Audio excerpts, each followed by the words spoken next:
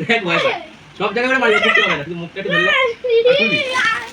তোকে মারবো এই যে মারবো দেখ রে হাতের উপর দেখ কই বন্ধ কর হাত ছাড়া সামনে দাও সামনে দাও guys welcome to our channel. তো তোমরা সবাই কেমন আছো? আশা করি তোমরা সবাই খুব ভালো আছো আর আমিও খুব ভালো আছি। আজকে নিয়ে চলে এলাম নতুন একটা ব্লগ ভিডিও। আজকে চলে এলাম বড় পিসির বাড়ি। পিসির বাড়িতে কোনো অকেশন পারপাসে আসা হয়, খুব একটা আসা হয় না। আজ কিন্তু কোনো অকেশন নেই, কিন্তু পিসির বাড়িতে এমনি নেমন্তন। ছোটো পিসি এসছে, তাই বললো আমরাও যাতে আসি। তো আজকে আমি আর আমার ভাই চলে এসেছি। আর আমি এখন পিসি বাড়িতেই রয়েছে, এই যে পিসি বাড়িতেই রয়েছি। পিসি বাড়িতে এসে ব্লগটা স্টার্ট করলাম। আর প্রথমত পিসি বাড়ি থেকে যখন আসছিলাম তোমাদের কিছু কিছু জিনিসগুলো আমার ছোটোবেলার কিছু কিছু কাহিনী শেয়ার করব। তো তোমাদের মানে বাড়িতে এখানে যখন আসছিলাম সেই ভিডিওটা তোমাদের সাথে শেয়ার করছি, তোমরা দেখতে থাকো। এই যে তোমরা যে পার্কটা দেখছো পাঁচিল দিয়ে ঘেরাও করা, এই পার্কটাতে তোমাকে অনেকবারই দেখিয়েছি তোমাদের যে এখানটা একটা ক্যাফে করেছে। ভেতরটা কত সুন্দর ফুল গাছ দিয়ে করেছে।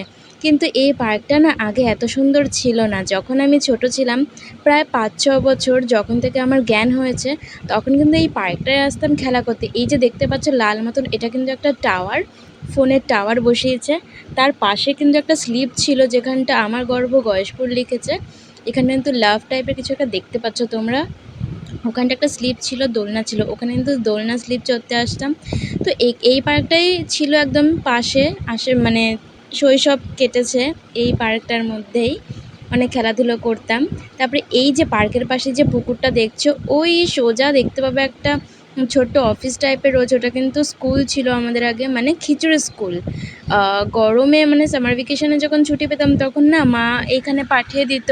মানে ঘরে উৎপাত করতাম না, মায়েরও মানে মাকেও জ্বালাতাম না। ওই যে স্কুলটা, স্কুলটা যে ছুটি হয়ে যেত, এই পুকুর পাড়ে বসে কিন্তু আমরা মাছ ধরতাম। মানে আমি আর আমার পাশের বাড়ি একটা দিদি ছিল, একটা ভিডিওতে দেখতে পাবে যে দিদিটা পেঁপে মাখা করছিল। যারা ভিডিও কন্টিনিউ দেখো তারাই জানবে। তো এখানে একটা লাঠি দিয়ে মাছ ধরতাম, কিন্তু তখন তো জানতাম না যে ছিপ দিয়ে মাছ ধরতে হয়, লাঠিতে মাছ উঠবে না। ওই ছিপ নিয়ে মানে ওই লাঠি নিয়ে বসে থাকতাম, মাছ আর উঠতো না। তারপরে এখান দিয়ে একদিন, এখানে আমার একটা টিচারের বাড়ি আছে, তো ছোটোবেলায় পড়তে আসতাম। তো একজন দেখলাম মাছ ধরছে, তো তার মাছ প্যাকেটে ভরে দিতে হেল্প করেছিলাম। তো সে আমাকে দুটো তেলাপিয়া মাছ দিয়েছিল, সেটা নিয়ে বাড়িতে গিয়েছিলাম, মা ভাজা করে দিয়েছিল, খেয়েছিলাম। আর এই মাঠটায় কিন্তু ফাংশন হতো আগে ছোটোবেলায়। বাড়ি চলে এসেছি, একদম আমার ছোটো পিসি আর বড় পিসি ওইখানে কাজ করছে। আর এখানে একটা ভাই খাচ্ছে। এই ব্লগে হাই কর সৌভিক।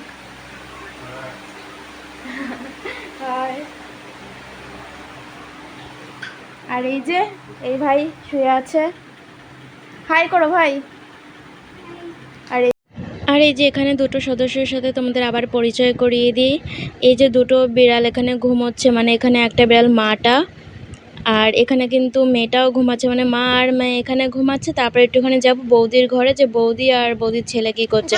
ও মা, ওখানে গিয়ে দেখি ওখানেও মা আর ছেলে ঘুমাচ্ছে। এখানে মা আর মেয়ে ঘুমাচ্ছে, এখানে মা আর ছেলে ঘুমাচ্ছে গরমের মধ্যে। কি সুন্দর বিড়াল দুটোর মতন। আমরা যে কখন এলাম গেলাম কিছুই জানতে পারলো না। আমাকে বলছে যে এই তোর ফোনের কাঁচটা ভেঙে গেলে পরে কোনো অসুবিধা নেই, এটা গরিলা গ্লাস। আমি বলছি যে না, এটা গরিলা গ্লাস না, এটা নর্মাল, এটা এই যে ভেঙে গেছে একটুখানি, ভেঙে গেলে পরে অসুবিধা হবে। বলছে যে তাহলে পরে একটা দামি গরিলা গ্লাস লাগিয়ে নিবি, নয়তো ফোনটা ভেঙে যাবে। আমি বললাম যে ভেঙে গেলে পরে ফেলে দেবো, আমার কাছে অনেক টাকা, ভীষণ টাকা, কোনো অসুবিধা হবে না। তাই ও অবাক হয়ে গেছে, বলছে যে আমাকে একটা ফোন কিনে দিবি। বললাম কী ফোন নিবি? ভিভো আলট্রা প্রো ম্যাক্স নেবে। ভিভো স্পেলিং বল। পারি না, ভিভো বানান পারছিস না? আর ভিভো ফোন নিবি? কেউ যদি জিজ্ঞেস করে কি ফোন নিবি, তখন কি বলবি? যে ভিভো ফোন, মানে কি ফোন ইউজ করছিস? Vivo phone. যদি কেউ স্পেলিং জিজ্ঞেস করে, ফোনটাকে পেছন দিকে উল্টে তারপর দেখে তারপর বলবি নামটা। কি আর বলবো। তারপরে ফোন নিয়ে কি করবি? ও গেম খেলবি? আমি শুনেছি প্রেম করব। গার্লফ্রেন্ড আছে? না। গার্লফ্রেন্ড নেই? স্কুলে যাস? পড়তে যাস? দুবেলা পড়িস? একটা হচ্ছে সকাল 8টার সময়, আর সে রাত্রির আর একটা হচ্ছে সকাল একটা হচ্ছে রাত্রির একটা 9টার সময় আছে। গার্লফ্রেন্ড নেই, সব ছেলে বন্ধু, হ্যাঁ মেয়ে বান্ধবী নেই? হ্যাঁ আছে, 2-3টা আছে। তাহলে আবার বলছিস কেন গার্লফ্রেন্ড নেই? মেয়ে বান্ধবী মানেই তো গার্লফ্রেন্ড। গার্লফ্রেন্ড মানে কি? গার্ল মানে কি? আর মানে মেয়ে, আর ফ্রেন্ড মানে? ফ্রেন্ড মানে বন্ধু। হ্যাঁ, তো গার্লফ্রেন্ড মানে তো মেয়ে বান্ধবী। তাহলে পরে বলছিস কেন গার্লফ্রেন্ড নেই? আরে ভুলে গেছি। ভুলে গেছিল। ওর সাথে খুব একটা তোমাদের পরিচয় করানো হয় না, কারণ ও এখানে খুব একটা আসে না আর ওদের বাড়িতে খুব একটা যাওয়া হয় না, তার জন্য, তাই তো? আরে বাস, আমার চুল আটকে গেছে রে। আমার নাম হলো ধীতি রয়। ধীতি ধীতি। ধৃতি রয়। হ্যাঁ। আচ্ছা। আর এমনি নাম হলো, সবাই আমাকে বাড়িতে ডাকে তোজো। তোজো। আমাকে বাড়িতে সবাই তোজো ডাকে। তো দাদা আসলো না কেন? আর দাদা ইচ্ছে করছিল না তাই আসেনি। আমরা তো হেভি মজা করছি, কিন্তু এই দাঁতে পোকাটা নিয়ে একদম যন্ত্রণা।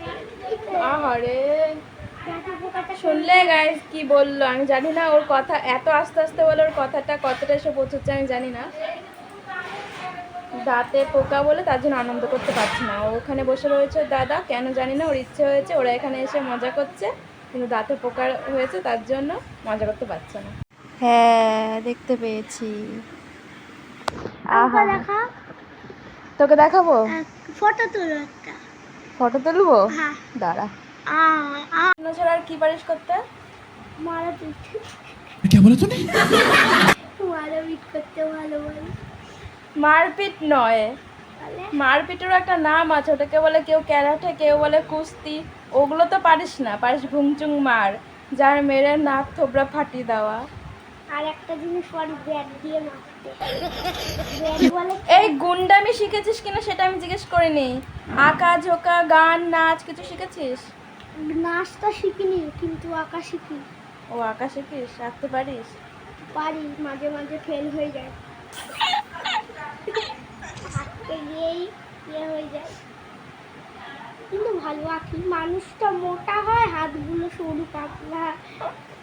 মানুষটার বডি আঁকতে পারি, কিন্তু হাত পাটা দেখো এরকম মোটা, পাটা মোটা, আর এই জায়গাটা পাতলা পায়, জুতা পাতলা। তারপরে কি আঁকতে পারলি? এই বলে ভালো আঁকতে পারিস, তাহলে কি আঁকতে পারলি এটা তুই? আরেকটা জিনিস এঁকেছিলাম, কিছু হাতটা কেটে গেল। কেটে গেল, ইস।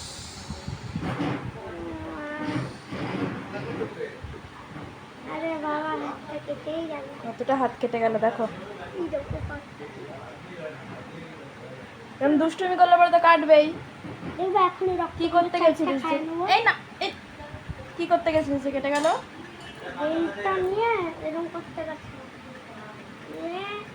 দিচ্ছিল না, এমন করেছি, এখন মিলে গেছে। ভালোবেসে এখন খেলবো, আঁকবো। এই যে তারপর কিন্তু আমরা খেতে বসে পড়েছি এখানটা গল্পগুজব করে আসার পরে। তো তারপরে এবার ভাই আর আমি বসেছি এখানে। ভাইকে কিন্তু পটল ভাজা দিয়ে দিয়েছে আর আমাকেও একটা পটল ভাজা দিয়েছে। আর এখানে করছে চিংড়ি মাছ আর পটল বাটা। খেতে কিন্তু খুব দুর্দান্ত হয়েছিল। আর ভাইয়ের যেহেতু চিংড়ি মাছে অ্যালার্জি আছে, তার জন্য কিন্তু ভাইকে এই বাটাটা দেয়নি। ভাইকে প্রথমেই পটল ভাজা দিল আর এখানে ডাল দিয়ে দিচ্ছে। আর এখানে কিন্তু পরিবেশন করছে আমার ছোট পিসি। এই যে আমার বড় পিসি আমাকে বলছে ফোন অফ কর, আগে খেয়ে নে। আর এই যে আমার ছোট পিসি পরিবেশন করছে। আর আমার পেছনে কিন্তু ছোট পিসির ছেলে একটা গানে নাচ করবে। সেটা কি গানে নাচ করলো তোমরা প্লিজ কমেন্টে জানিও, তোমাদের যদি জানা থাকে। খুবই ভাইরাল একটা ডান্স আর গান। ব্যাস হয়ে গেল ওর নাচ। এরপর কিন্তু আমি ওই বাটাটা দিয়ে খেয়ে নিচ্ছি। দেখতেই পাচ্ছ অনেকক্ষণ ধরে খাচ্ছিলাম, তাই খাওয়ার জায়গাটা একটুখানি স্পিড করতে হয়েছে, নয়তো তোমাদের দেখতে দেখতে অধৈর্য হয়ে যেত। আর বাটাটা কিন্তু অসাধারণ করেছিল। আমি খেতে খেতেও বারবার করে বলছিলাম এটা দিয়ে আমি সব ভাত খেয়ে নিতে পারবো, এতটা আমার ভালো লেগেছে। নুন ঝাল সব কিছু একদম ঠিকঠাক। এরপরেই কিন্তু এঁচোড় চিংড়ি দিয়ে দিল আমাকে, আর ভাইকে দিয়ে দিয়েছে কাতলা মাছের ঝোল। আমাকেও কিন্তু পরে কাতলা মাছের ঝোল নিতে বলেছিল, কিন্তু আমি তো অল্প খাই আগাগোড়াই। এটা আমার সাথে যারা মেশে তারা সবাই জানে আমি কতটুকু খাই, আর এই কারণেই আমার চেহারার অবস্থা এই রকম রোগা, মানে মোটাই হচ্ছি না একটুখানিও। সবার এটা নিয়ে একটা কথাই বলে যে তুই খাস না কেন, তা খেলেই তো মোটা হবি। যাই হোক, আমি কেন খেতে পারি না আমি নিজেও জানি না। খেতে চাই, এটা খাবো ওটা খাবো, বেশি বেশি করে খাবো খাবো খাবো মনে করি, আর খাওয়া সামনে আসলে পরে খেতে পারি না। যাই হোক, আমাদের মতন যারা রোগা তারাই বুঝবে কেন পারি না আমরা, কিন্তু জানি না খাওয়ার সামনে আসলে পরে কেন খেতে পারি না। তো যাই হোক গাইজ, এরপর কিন্তু চাটনি আর পাঁপড় আমার খাওয়া হয়ে গেছে। এরপর কিন্তু রসগোল্লাটা খেয়ে নিচ্ছি। আহা, সেই স্বাদ খেয়ে। এই যে খাওয়া দাওয়া হয়ে যাওয়ার পরে কিন্তু একটুখানি বিশ্রাম করব, তারপরেই কিন্তু বেরিয়ে যাব আমরা। টাটা। বাই বাই, আবার দেখা বাই।